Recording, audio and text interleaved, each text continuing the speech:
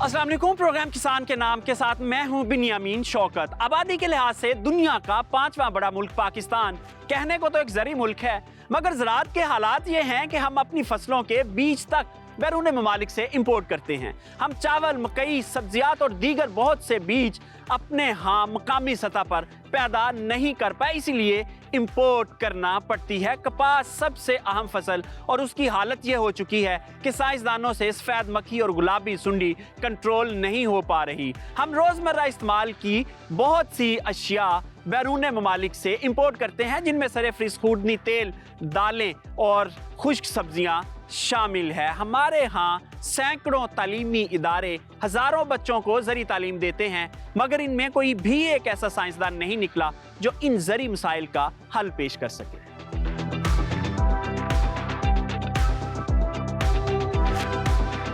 पाकिस्तान में तकरीबन 10 से ज़ायद बड़े इदारे स्टूडेंट्स में एग्रीकल्चर इंजीनियरिंग की डिग्रियां बांट रहे हैं, मगर इनमें से आज तक एक भी ऐसा इंजीनियर पैदा नहीं हुआ जो किसी ट्रैक्टर के ब्लॉक पर मेड इन पाकिस्तान लिख सकता। कोई प्रिसीजन प्लांटर बना सकता, कोई central pivot irrigation system design कर सकता, कोई कंबाइन हार्वेस्टर बना सकता। बड़ी मशीनें तो दूर की बात, हम छोटी से छोटी ज़री मशीन भी चाइना से इंपोर्ट कर रहे हैं।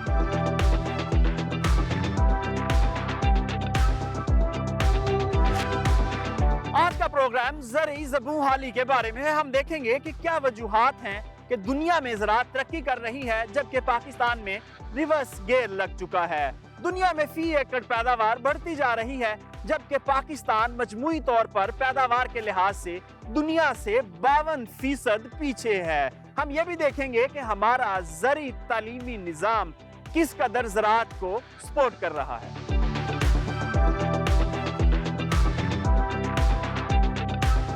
इल्म की शम्मा जलती है तो शऊर का सूरज तुलू होता है, जिससे लाइल्मी के अंधेरे छट जाते हैं। मगर यूं महसूस होता है जैसे ज़री शोबे में अभी तक ये शम्मा पूरी तरह से जल ही नहीं पाई। तरक्की याफ्ता दुनिया ने तकरीबन 20 साल कबल ये बात जान ली थी कि ज़राअत एक ऐसी साइंस है जिसे मुसलसल तब्दील होते तकाज़ों के साथ हम आहंग करना नहायत जरूरी है। गोया जिद्दत ही आगे बढ़ने का वाहिद रास्ता है। इसीलिए आज दुनिया में ज़राअत ज्यादातर आर्टिफिशियल इंटेलिजेंस के जरिए चल रही है। बीज लैब्स में बन रहे हैं, बीमारियों और हशरात को GMO टेक्नोलॉजी के तहत कंट्रोल किया जा रहा है, खाद्य नैनो टेक्नोलॉजी पर शिफ्ट हो चुकी है, पैदावार कई गुना बढ़ चुकी है और अखराजात में मुसलसल कमी लाई जा रही है। लाइफ स्टॉक की बढ़ोतरी भी लैब्स में की जा रही है। ज़री आलात, मशीनरी और लेबर की जगह कंप्यूटर से चलने वाली जदीद मशीनें खेतों में काम करती दिखाई देती हैं। यानी अब दुनिया के अक्सर ममालिक में ज़राअत प्रिसीजन की बुनियाद पर मुकम्मल मैकनाइज हो चुकी है, मगर बदकिस्मती से पाकिस्तान अभी इस तरक्की से बहुत पीछे है। हम आज भी एक ज़री मईशत होने के बावजूद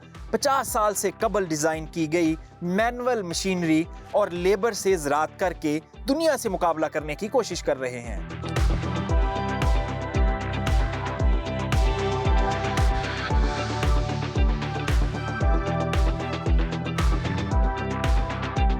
पाकिस्तान का सबसे बड़ा ज़री तालीमी इदारा एग्रीकल्चर यूनिवर्सिटी फैसलाबाद है, जिसके कैंपसेस की तादाद 4 है और जहां 30,000 से ज़ायद बच्चे ज़ेरे तालीम हैं। इस यूनिवर्सिटी की इंटरनेशनल रैंकिंग 807वें नंबर पर है। आइए आपको इस यूनिवर्सिटी के मुख्तलिफ डिसिप्लिन्स के बारे में बताते हैं।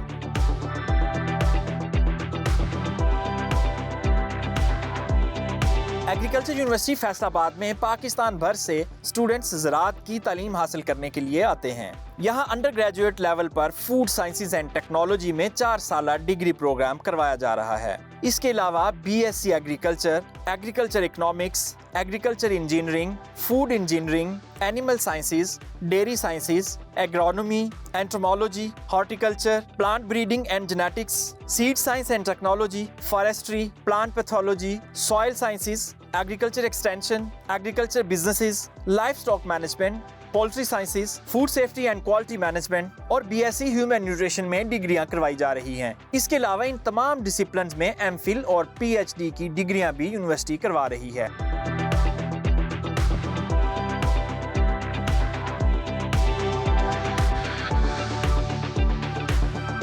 क्या वजह है कि पाकिस्तान में ज़री तालीमी इदारे ऐसे तालिब इल्म नहीं निकाल रहे जो पाकिस्तान को ज़री मसाइल से निकाल कर खुशहाल पाकिस्तान की तरफ लेकर जाएं?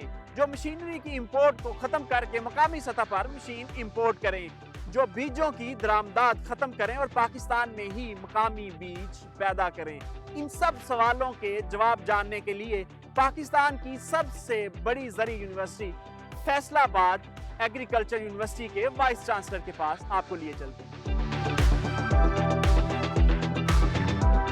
ज़राअत पर मज़ीद बात करने के लिए इस वक्त पाकिस्तान के सबसे बड़े ज़री तालीमी इदारे एग्रीकल्चर यूनिवर्सिटी फैसलाबाद के वाइस चांसलर डॉक्टर प्रोफेसर इकरार अहमद खान साहब हमारे साथ मौजूद हैं। उनसे इस हवाले से मज़ीद जानते हैं। अस्सलाम वालेकुम सर। जी वालेकुम अस्सलाम। सर फरमाइएगा, अगर हम कंपैरिजन करें तरक्की याफ्ता दुनिया के साथ, तो पाकिस्तान की जो ज़री सूरत हाल है वो कहाँ नज़र आती है आपको? मैं आपके सामने कुछ मिसालें दे सकता हूँ। हमारी जो फसलें हैं 5 बड़ी, जिनमें गंदम, कपास, चावल, गन्ना और मकई। इनमें मकई जो है वो दुनिया के स्टैंडर्ड्स के बराबर है। चावल तकरीबन वहाँ पे है, लेकिन कपास, गन्ना और गंदम में हमारी जो पैदावारी सलाहियत है उससे बहुत कम हम ले रहे हैं। और वहीं पे अगर आप सिर्फ गंदम की बात कर लें तो एक ही गांव में, एक ही मरबे में, एक ही बोगे पे आपको किसान नज़र आएंगे जो 50 मन या 60 मन ले रहे हैं, और जबकि उसी गांव की, उस मुल्क की, इलाके की जो औसत है वो 30, 32, 35 मन होगी। तो फ़र्क सिर्फ इतना है कि जिसकी 30-32 मन एवरेज है उसने कुछ अवामल करने थे, पूरे वो नहीं किए। मसलन उसने बीज जो है वो नया नहीं डाला, उसने खाद का तनासब जो है वो उसका सही इस्तेमाल नहीं किया। तो क्या वजह है हमारे, अगर हम इतना इसमें सेल्फ सफिशिएंट होना चाहते हैं, तो आपको नहीं लगता हमारी बीज की पैदावार मकामी होनी चाहिए? मैं आपसे बिल्कुल इत्तेफाक करता हूँ कि ये दोनों जो आपने मिसालें दी हैं उसमें जो क्रिटिकल एलिमेंट है वो सीड है। तो सीड, हाइब्रिड सीड के पाकिस्तान में जो सिस्टम्स हैं वो सही तरह से डेवलप नहीं हो सके, या ये कह लें कि जो बाहर से सीड ला रही हैं MNCs, उनका दुनिया में जो है वो मुकाम है। उन्होंने रिसर्च में इतना इन्वेस्ट किया हुआ है, उनके पास जो जेनेटिक्स है वो बहुत आला किस्म की है। हमारी जेनेटिक्स मकई की और चावल की वहाँ अभी तक पहुँच नहीं सकी। लेकिन गंदम में, कपास में और गन्ने में हमें इम्पोर्टेड सॉल्यूशन जो है वो नहीं मिलेंगे, हमें अपने ही सॉल्यूशन आगे बढ़ाने हैं। तो सर ये जो तहकीकी इदारे हैं और तालीमी इदारे हैं, इनका क्या रोल है इसमें और क्या वो पूरा कर रहे हैं? मैं बड़ी माज़रत के साथ कहूँगा कि जो इस वक्त तहकीक मौजूद है वो पूरी तरह से इस्तेमाल में नहीं ला जा रही। हमारी जो एक्सटेंशन सर्विसेज हैं वो कहाँ हैं? ये टेक्नोलॉजी किसने किसानों तक ट्रांसफ़र करनी थी? कौन जिम्मेदार है इसका? ये किसी हद तक सही है कि एक्सटेंशन उतनी इफ़ेक्टिव नहीं है, पर ये उम्मीद रखना है कि एक्सटेंशन जो है घर घर पहुँच के तब्दीली लाएगी, ये नहीं होने वाला, क्योंकि मकई में एक्सटेंशन वालों ने कुछ नहीं किया, और चावल में भी जो आपने एग्जांपल दिया वो एक्सटेंशन वाले नहीं कर रहे, वो बिजनेस ड्राइव कर रहा है उसको। अच्छा सर, ये फरमाएं कि हमारे आपकी यूनिवर्सिटी में भी एग्रीकल्चर जो इंजीनियरिंग है उसका बड़ा एक वसी डिपार्टमेंट मौजूद है। वहाँ सैकड़ों की तादाद में स्टूडेंट जो हैं वो एजुकेट करते हैं आप लोग। तो क्या वजह है कि हम आज तक कोई ऐसा ट्रैक्टर नहीं बना सके जिसके ब्लॉक पे हम लिखें मेड इन पाकिस्तान? ये हमारी जो गवर्नेंस के चैलेंजेस हैं, ये हमारी बिजनेस एनवायरनमेंट के चैलेंजेस हैं, हमारे मैक्रो इकोनॉमिक स्ट्रक्चर्स के चैलेंजेस हैं। ये किसान बेचारा इसमें, या एक प्रोफेसर तो अपनी ऑब्जर्वेशंस, डाटा और पॉलिसी की डिज़ाइन दे सकता है, इम्प्लीमेंटेशन तो गवर्नमेंट ने करनी है। इनिशिएटिव नहीं लिया जा रहा, क्या वजह है? हम जो स्टूडेंट तैयार कर रहे हैं वो कैपेबल नहीं है, या इन्वेस्टर पैसे नहीं लगाना चाहता, या गवर्नमेंट सपोर्ट नहीं करना चाहती?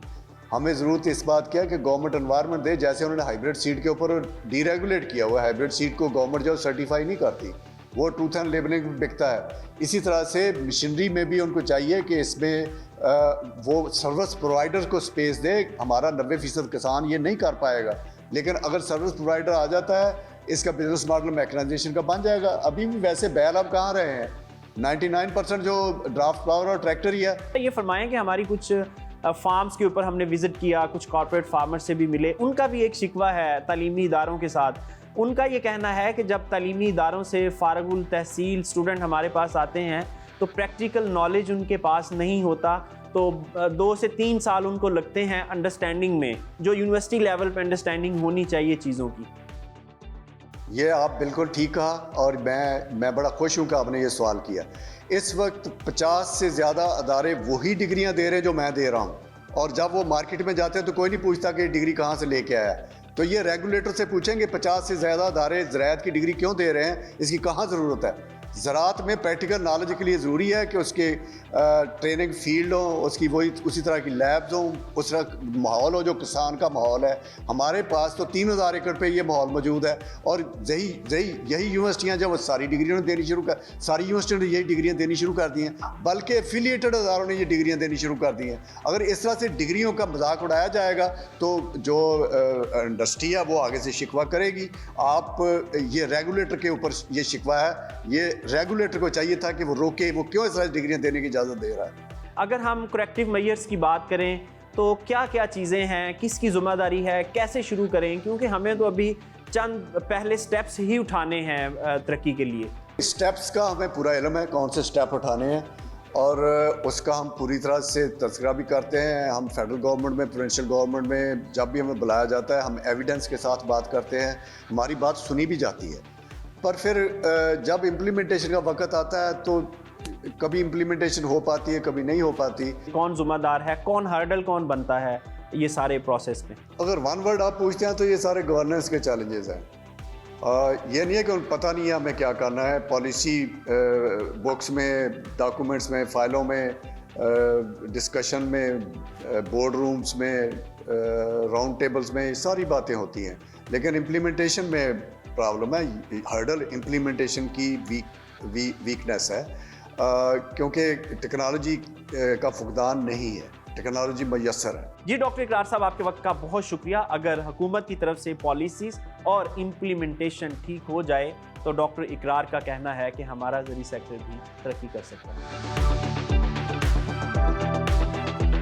हमारे यहाँ मुख्तलिफ तालीमी इदारों से हज़ारों स्टूडेंट्स हर साल ज़री तालीम हासिल करते हैं और ज़राअत में नौकरियाँ ना होने के बाइस मुख्तलिफ सूबों में ज़री ग्रेजुएट्स की बेरोज़गार एसोसिएशंस बन चुकी हैं, जहां लोग नौकरियों की तलाश कर रहे हैं। और दूसरी तरफ सूरत हाल ये है कि हमारे यहाँ जो भी कमर्शियल फार्म बनता है लाइफ स्टॉक या एग्रीकल्चर का, उसको मैनेज करने के लिए माहिरीन भी बैरून ममालिक से मंगवाए जाते हैं, क्योंकि हमारे यहाँ उस लेवल की प्रैक्टिकल ट्रेनिंग नहीं करवाई जाती।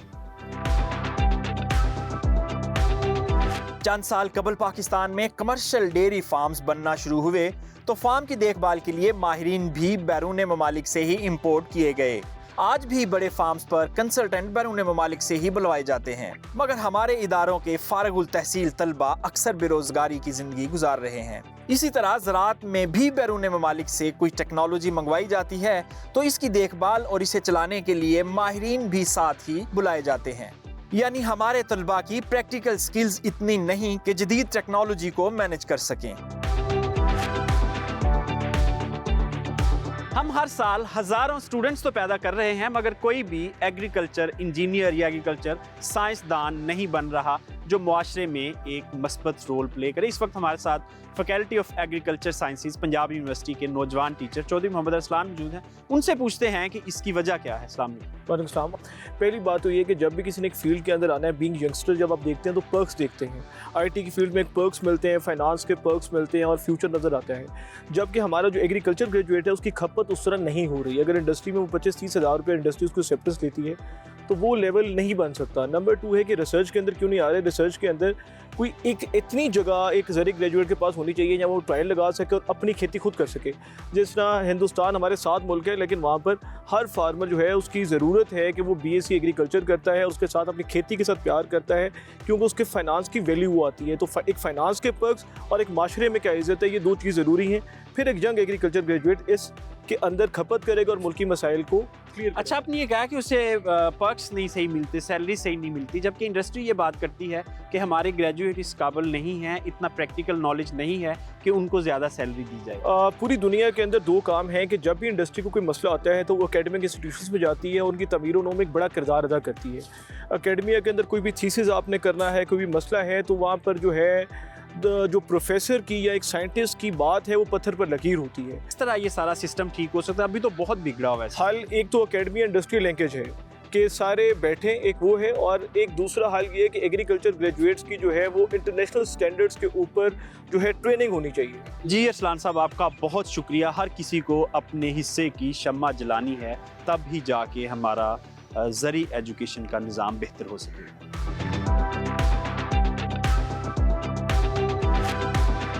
ज़राअत में मैकनाइजेशन के बगैर तरक्की का ख्वाब शर्मिंदा ताबीर नहीं हो सकता। दुनिया में इस वक्त प्रिसीजन मशीनरी इस्तेमाल हो रही है, मगर पाकिस्तान में आज भी मैनुअल मशीनें इस्तेमाल की जा रही हैं।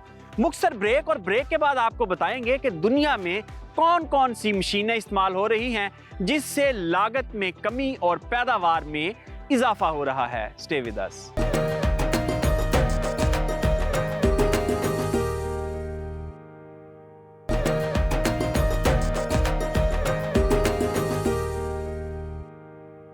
पाकिस्तान में तकरीबन 10 बड़े इदारे एग्रीकल्चर इंजीनियरिंग की डिग्रियां फराहम करते हैं, जहां हर साल हजारों स्टूडेंट्स मास्टर्स, एमफिल और पीएचडीज तक की डिग्रियां लेते हैं। और एग्रीकल्चर इंजीनियर फील्ड में क्या काम करते हैं, कौन सी मशीन बनाते हैं, किसी को कुछ मालूम नहीं। आइए आपको बताते हैं कि कौन कौन से इदारे कौन कौन सी डिग्रीज फराहम करते हैं। ज़राई इंजीनियरिंग रवायती इंजीनियरिंग से कदरे मुख्तलिफ है। पाकिस्तान में जो इदारे ज़राई इंजीनियरिंग की डिग्रियां करवा रहे हैं उनमें university of agriculture Faisalabad, Bahauddin Zakariya university Multan, university of engineering and technology Peshawar, Khwaja Farid university of engineering and information technology Rahim Yar Khan, Pir Mehr Ali Shah arid agriculture university Rawalpindi, Sindh agriculture university Tandojam, Khairpur college of agriculture engineering and technology, university college of agriculture and environment sciences, Islamia university Bahawalpur और दीगर बेशुमार colleges और universities इस list में शामिल हैं। ये थे इदारे और इदारों से मिलने वाली ज़री इंजीनियरिंग की डिग्रियां। आइए अब आपको बताते हैं कि पाकिस्तान में कौन कौन से ज़री आलात बन रहे हैं और इन ज़री आलात बनाने में हमारे एग्रीकल्चर इंजीनियरिंग की क्या काविशें शामिल हैं। पाकिस्तान में बनने वाले ज़री आलात में जो चंद मशीनें शामिल हैं, इनमें सरे फरिस्त हल, front blade, back blade, rotavator, drill machine, trolley, disc plough, disc harrow, seed planter और इस तरह की बहुत सी रवायती मशीनें शामिल हैं। अफसोस की बात यह है कि इनमें कोई भी कंप्यूटर गाइडेड मशीन शामिल नहीं जो आर्टिफिशियल इंटेलिजेंस के तहत चलती हो। इस वक्त मैं एक ज़री मशीनरी स्टोर पे मौजूद हूँ और यहाँ तकरीबन 400 मुख्तलिफ इक़साम की मशीनरी पड़ी हुई है, जिसमें से 300 के करीब इम्पोर्टेड है और 100 के करीब ऐसी मशीनरी है जो पाकिस्तान में तैयार होती है। ये वो मशीनरी है जो तकरीबन 50 साल कबल दुनिया में तर्क हो चुकी है, उसके बाद इसकी जगह भी जदीद मशीनरी ने ले ली है। प्रिसीजन एग्रीकल्चर की मशीनरी इसकी जगह ले चुकी है, मगर हम आज तक वही चीज़ें बना रहे हैं। ये जो आप जितनी चीज़ें देख रहे हैं ये सारी इम्पोर्टेड हैं। चाइना, ब्राज़ील, यूएस और तुर्की, ये सारे ममालिक हैं जहाँ से ये मशीनरी इंपोर्ट की जाती है और ये इंपोर्टेड चीज़ें पाकिस्तान में भी बाआसानी बनाई जा सकती हैं। इस सेटअप को जो मैनेज कर रहे हैं मोहम्मद यासिर खान, वो हमारे साथ मौजूद हैं। उनसे पूछते हैं कि क्या वजह है कि हम ज़्यादातर इंपोर्टेड मशीनरी ही यूज़ करते हैं। अस्सलाम वालेकुम। वालेकुम अस्सलाम। पाकिस्तान से बाहर से कोई प्रोडक्ट मंगाते हैं, उसमें सबसे अच्छी बात ये होनी चाहिए कि वो हमारे मुल्क के अंदर बननी स्टार्ट होनी चाहिए। लेकिन जब हम रिवर्स इंजीनियरिंग के ऊपर आते हैं तो ना तो हमारे पास वही आम मैकेनिक है, वही आम खरादिया है, जिसकी वजह से ना तो वो प्रोडक्ट की क्वालिटी दे पाता है। क्वालिटी अच्छी ना होने की वजह से कस्टमर का फोकस होता है इंपोर्टेड मशीन के ऊपर, क्योंकि इंपोर्टेड मशीन पूरी R&D के बाद, इंजीनियरिंग के बाद, इवन दो रोबोटिक वेल्डिंग के बाद ये स्टार्ट तैयार होने वाली मशीन है, तो कस्टमर उसको फर्स्ट लुक में ही लाइक करता है और कहता है कि जी मुझे इंपोर्टेड चाहिए। यासिर साहब, इस वक्त हमारी यूनिवर्सिटीज़ 1000 से ज़्यादा एग्री इंजीनियर्स पैदा कर रही हैं, तो आप कह रहे हैं कि R&D नहीं हो रही, तो ये सारे लोग क्या कर रहे हैं अगर R&D? सर मैं तो ये समझता हूँ कि अगर R&D हो रही होती तो ये एक छोटी सी प्रोडक्ट है, हम आज तक नहीं बना पाए। पिछले 20 साल से अगर एग्रीकल्चर इंजीनियरिंग की डिग्री बच्चे हासिल कर रहे हैं, तो क्यों नहीं वो आज तक कोई भी प्रोडक्ट ऐसी बना सके। हमारे पास इन प्रोडक्ट का ना बनना हमारे फार्मर के लिए एक बहुत बड़ा प्रॉब्लम है, उसको ये चीज़ें महंगी खरीदनी पड़ती हैं। अच्छा यासिर साहब, हम इस स्टोर पे देख रहे हैं कि बड़ी आसानी से बनाई जाने वाली चीज़ें हैं, जैसे ये एक छोटा सीड प्लांटर है, ये इसमें कोई ऐसी साइंस नहीं है, तो क्या ये भी आप इंपोर्ट कर रहे हैं या पाकिस्तान में बन रहा है? बिंजामिन साहब, ये 100% इम्पोर्टेड है। हम पाकिस्तान में ये जो चंद बड़ी बड़ी चीज़ें हैं, जैसे रूटावेटर है, हल है, सुहागा है, या हमारे हैप्पी सीडर जिसे हम पाक सीडर भी कहते हैं, ये चंद चीज़ें निकाल के हमको ऐसी चीज़ बना रहे हैं जो प्रिसीजन एग्रीकल्चर में काम नहीं, हम अभी तक ट्रेडिशनल तरीकाकार पे चल रहे हैं। इंडिया पिछले 20-25 साल पहले जिन प्रोडक्ट्स को अडॉप्ट कर चुका था, आज हम उनकी रिवर्स के बारे में सोच रहे हैं, और उनको रिवर्स करने में भी हमारे पास कोई इंडस्ट्रियल सेक्टर नहीं है।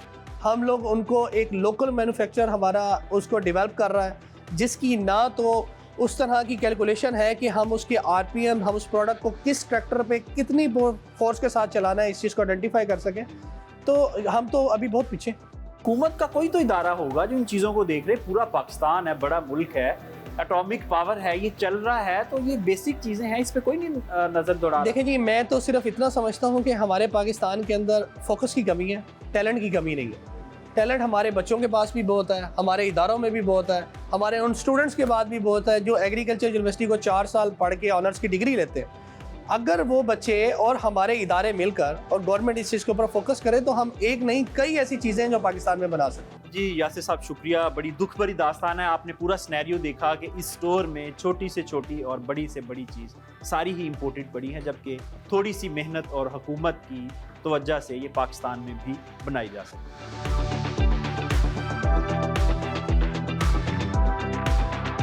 ये थी पाकिस्तान में तैयार होने वाली चंद ज़री मशीनरी जो हमने आपको बताई।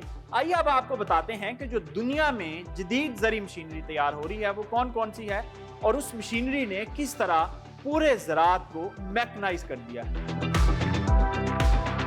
तरक्की याफ्ता ममालिक में किसान बीज की बुवाई से लेकर फसल की गोडी, आबपाशी, खादों के इस्तेमाल, फसलों की कटाई, फलों की चुनवाई, दरख्तों और पौधों की काट छांट और दीगर अमूर सर अंजाम देने के लिए मुख्तलिफ इकसाम की मशीनें ही इस्तेमाल करते हैं, जिससे न सिर्फ वक्त की बचत होती है बल्कि लागत भी कम हो जाती है और काम भी बगैर किसी नुक्स के बर वक्त पाया तकमील तक पहुंचता है। हमारे साथ इस वक्त एग्रीकल्चर मशीनरी के इंपोर्टर ज़हीर अब्बास साहब मौजूद हैं। उनसे पूछते हैं कि क्या वजह है कि वो लोकल कंपनी से मशीनें क्यों नहीं लेते, इंपोर्ट क्यों करते हैं। अस्सलाम वालेकुम। जी शुक्र है। बताइएगा, इंपोर्ट करते हैं मशीनें, लोकल कभी बनवाने की कोशिश की? सर, लोकल जो मशीनरी हमारे मुल्क में मैन्युफैक्चर हो रही है वो एक रवायती किस्म की मशीनरी है, तो वो तो हम अरसा दराज से देख रहे हैं कि जिस तरह एज यूजुअल अरसा दराज से बन रही है। लेकिन अब चूँकि टेक्नोलॉजी का दौर है, प्रोडक्शन हमने इंक्रीज़ करनी है, प्रोडक्टिविटी चाहिए। जिस तरह आप देख सकते हैं कि हमारी पॉपुलेशन है, क्लाइमेट चेंज है, तो इसके साथ अगर हमने वक्त के साथ अपने आप को डेवलप ना किया तो ये सर्वाइवल मुश्किल हो सकता है, हो रहा है। इसलिए हमने फिर सोचा है कि हमारे लिए जो मैकेनाइज्ड मशीनरी है, क्योंकि पाकिस्तान में अवेलेबल नहीं है, वो हमें इम्पोर्ट करनी पड़ रही है। अच्छा, हमारे जो तालीमी इदारे हैं वो जो इंजीनियरिंग के कोर्सेज करवाते हैं, तो उन बच्चों का जो रोल था आपको लगता है वो अदा कर रहे हैं या किसी जगह कमी बेशी, और कमी बेशी तो क्या है?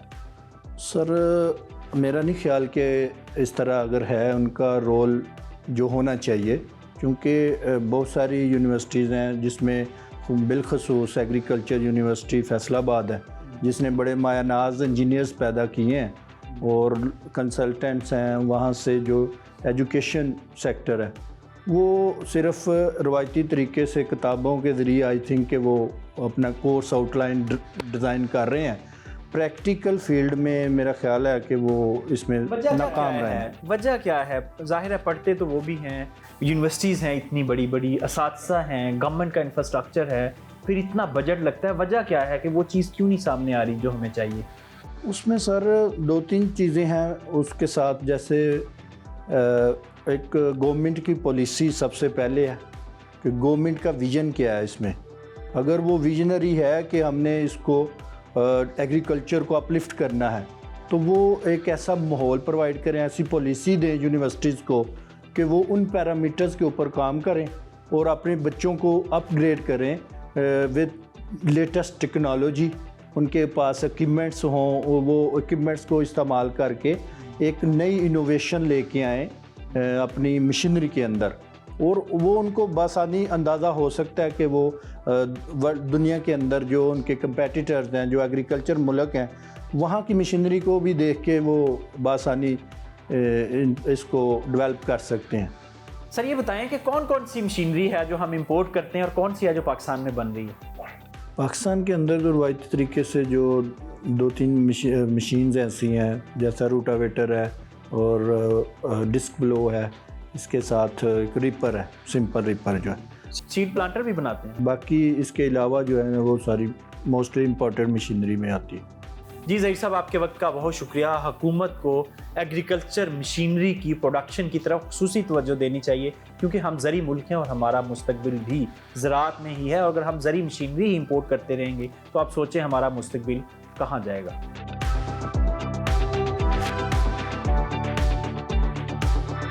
सियासी इख्तिलाफात अपनी जगह, मगर हकीकत यह है कि हिमसाया मुल्क भारत ज़राअत में बहुत आगे जा चुका है। इंडिया में ट्रैक्टर्स बनाने वाला सबसे पहला प्लांट 1965 में लगाया गया था, जिसका नाम स्वराज ट्रैक्टर्स रखा गया था। और इसकी सबसे पहली प्रोडक्ट यानी पहला ट्रैक्टर 1974 में मार्केट में आ चुका था, जो आज भी किसानों को 5 से 6 लाख रुपए में दस्तयाब है। मुख्तसर ब्रेक, और ब्रेक के बाद आपको बताएंगे कि इंडिया में कौन कौन सी जदीद ज़री मशीनरी बन रही है और पाकिस्तान की क्या सूरत हाल है। स्टे विद अस।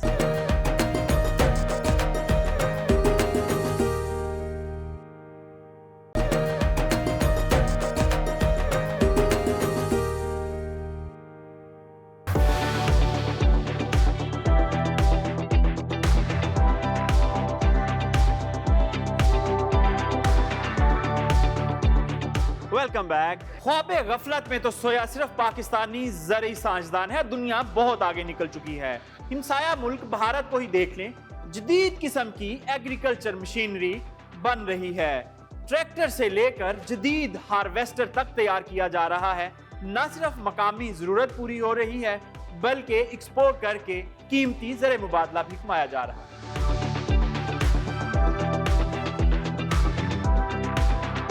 आज़ादी के वक्त पाकिस्तान और भारत में ज़राअत का म्यार एक ही था। दोनों ममालिक के किसानों की प्रैक्टिसेस भी एक जैसी थी और पैदावार भी तकरीबन एक ही थी। मगर वक्त के साथ इंडिया जदीद ज़राअत को फ़रोग देता गया और तरक्की करता गया। भारत में मशीनी ज़राअत की बुनियाद 60 की दहाई में रखी गई और स्वराज ट्रैक्टर्स ने अपना पहला ट्रैक्टर 1974 में तैयार कर लिया, जो किसानों के लिए इंतहाई सस्ते दामों मार्केट में दस्तयाब था। आज भी इंडिया में ये जदीद ट्रैक्टर किसानों के लिए 6 से 10 लाख रुपए में दस्तयाब है। इसके अलावा भारत में जदीद कंबाइन हार्वेस्टर भी मकामी सतह पर बन रहा है। हिमसाया मुल्क में 100 से जायद बड़ी कंपनियां ज़री आलात बनाकर न सिर्फ मकामी जरूरत पूरी कर रही हैं, बल्कि बैरून ममालिक एक्सपोर्ट करके कीमती ज़र मुबादला भी कमाया जा रहा है।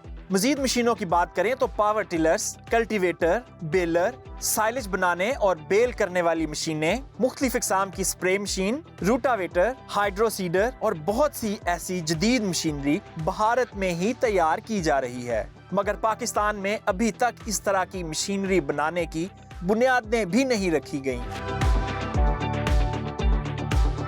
इस वक्त हम पंजाब यूनिवर्सिटी में फैकल्टी ऑफ एग्रीकल्चर साइंसेज में मौजूद हैं और हमारे साथ dean director professor Salim Haider साहब मौजूद हैं। उनसे पूछते हैं कि पाकिस्तान ज़राअत में इतना पीछे कैसे रह गया। अस्सलाम वालेकुम। वालेकुम सलाम।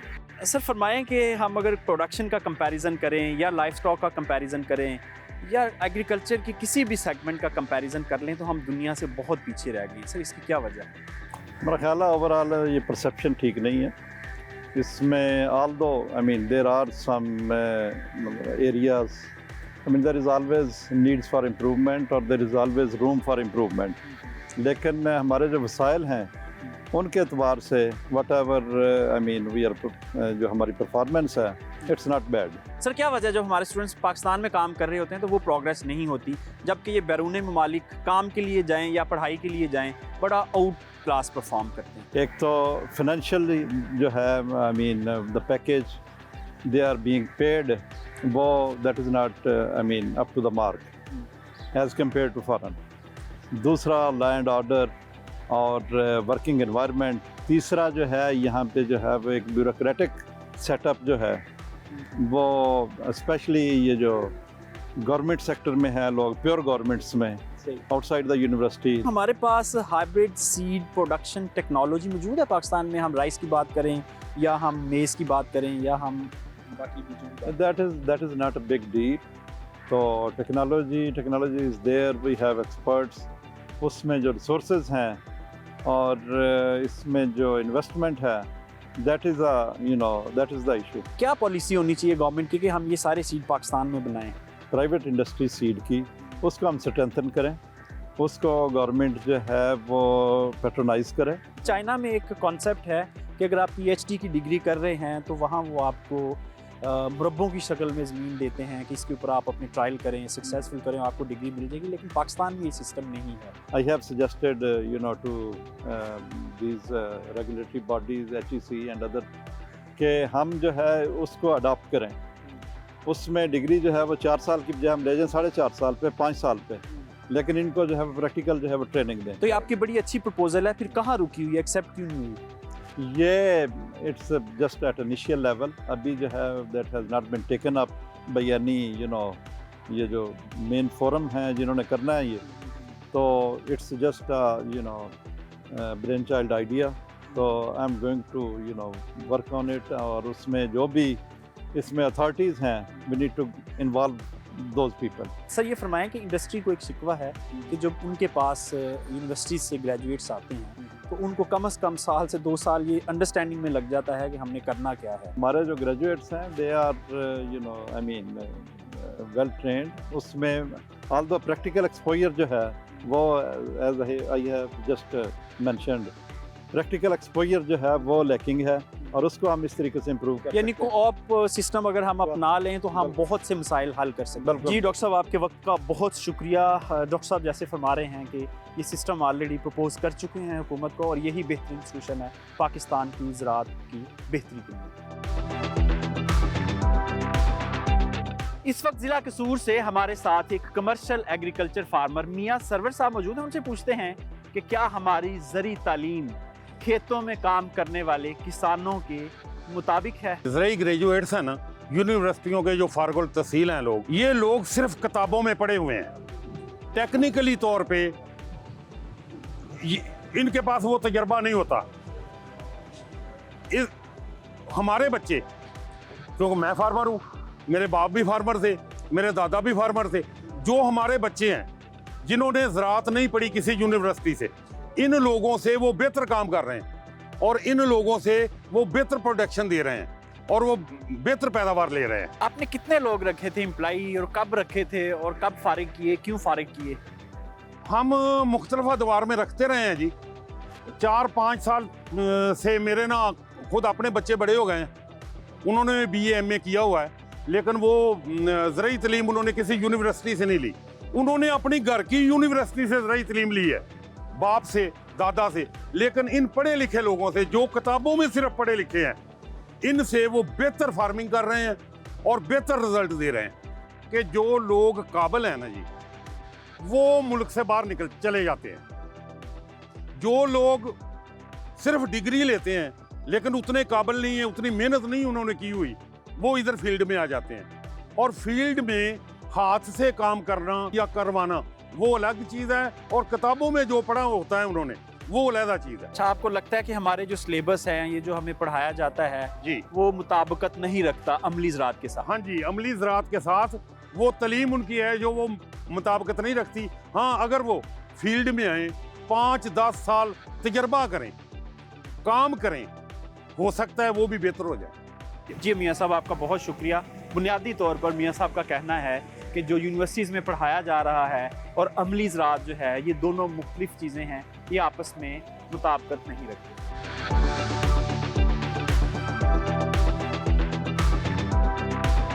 इस वक्त हमारे साथ राना मोहम्मद आरिफ साहब मौजूद हैं, जो 300 एकड़ रकबे पर इस वक्त फार्मिंग कर रहे हैं और दुनिया भर का तजर्बा है इनके पास। इंडिया घूम चुके हैं, अमेरिका, कनाडा, तमाम ममालिक का विज़िट कर चुके हैं। इनसे आज जानने की कोशिश करते हैं कि डिफरेंट ममालिक का अगर कंपैरिजन किया जाए पाकिस्तान के साथ तो क्या फ़र्क है। अस्सलाम वालेकुम। वालेकुम सलाम रहमतुल्लाहि व बरकातुहू। अच्छा, आपने मुख्तलिफ ममालिक का विज़िट किया हुआ है, जिसमें इंडिया शामिल है, अमेरिका शामिल है, बाकी भी डेवलप्ड कंट्रीज़ शामिल है। अगर कंपैरिजन करें वहाँ जो ज़री ग्रेजुएट है किस तरह काम करते हैं और हमारे यहाँ जो पाकिस्तान में है वो क्या सिस्टम है, तो आप किस तरह कंपैरिजन करेंगे? इंडिया का और पाकिस्तान का बेसिक फ़र्क ये है कि उसकी लैंड होल्डिंग ज़िम्मेदार की कम है। वो ज़िम्मेदार खुद भी काम करते हैं खेतों में, खुद ही ट्यूबवेल चलाएंगे, खुद ही गोडी करेंगे, खुद ही ट्रैक्टर चलाएंगे जो ज़िम्मेदार होगा। और उनको जो ज़री ग्रेजुएट्स होंगे उनको मजबूर कर देते हैं कि अगर आपने काम करना है ठीक है, नहीं काम करना तो हमारे खेत में काम करने की ज़रूरत नहीं। हमारे इंजीनियरिंग में तो इतनी कमी है कि अगर पूरा मुल्क जितने अदारे हैं सारे के सारे बनाने लगे, फिर भी 5 साल के बाद किसी स्टेज पे पहुंचेंगे कि भाई हम कोई चीज़, कोई ट्रैक्टर दे सकें या कोई ऐसा और हार्वेस्टर दे सकें या कोई मूंजी लगाने वाली मशीन इनको अच्छी दे सकें। अगर हमारी छोटी कंपनियां ये जो लोकली शहरों में बनाते हैं, रूटावेटर बनाते हैं या मूंजी लगाने वाली मशीनें बनाती हैं, वो बुरी तरह फेल हैं। ज़राअत में आगे जा सके, ना टेक्नोलॉजी में आगे जा सके, हमारी कमी कहाँ है? हमारी कमी महकमों में है। पाकिस्तान में सबसे ज़्यादा रिक्रूटमेंट महकमा ज़राअत ही है। हर गांव में एक बेलदार है, हर थाने यूनियन काउंसिल में एक फील्ड असिस्टेंट है, हर थाने की सतह पर एक एग्रीकल्चर ऑफिसर है, हर तहसील में डिप्टी डायरेक्टर है, हर ज़िला में डायरेक्टर है। इसके बावजूद आप खेतों में देख लें, एक आदमी काम नहीं करता। पर आपको लगता है कि हमारे इदारों में जो प्रैक्टिकल ज़राअत है वो अब करवाई जा रही है थ्योरी के साथ साथ? नहीं, वो जो है ना वो कहने की हद तक है, करवाई नहीं जा रही। इनको असाइनमेंट होनी चाहिए कि आप फलां जिम्मेदार के खेत में जाओ, फलां गांव में जाओ और उस गांव की तरक्की के लिए आपने क्या काम किया, चीज़ें लिखो। जी, राना मोहम्मद आरिफ साहब, आप बिल्कुल दुरुस्त फरमा रहे हैं। आपके वक्त का बहुत शुक्रिया। जब तक हमारे एजुकेशन सिस्टम को प्रैक्टिकल नहीं किया जाएगा, हमारी ज़राअत की ज़बूहाली का यही आलम रहेगा।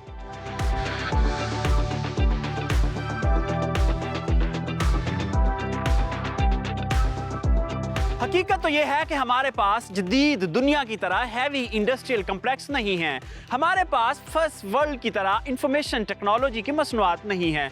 हम ऑटोमोबाइल में जापान, जर्मनी और अमेरिका का मुकाबला नहीं कर सकते। हमें तरक्की करनी है तो हमारे पास ज़मीन थी, ज़मीन है और ज़मीन रहेगी। हमें अपनी ज़राअत को ही जदीद खतूर पर इस्तवार करना है और इसके लिए ज़रूरी है कि हम अपने ज़री तालीमी निज़ाम को अपग्रेड करें। इस प्रोग्राम में हमने कुछ बुनियादी नकात हाईलाइट किए। अगले प्रोग्राम में माहिरीन से जानेंगे कि हमारे ज़री मसाइल का हल क्या है। इजाज़त दीजिए, खुदा हाफिज़।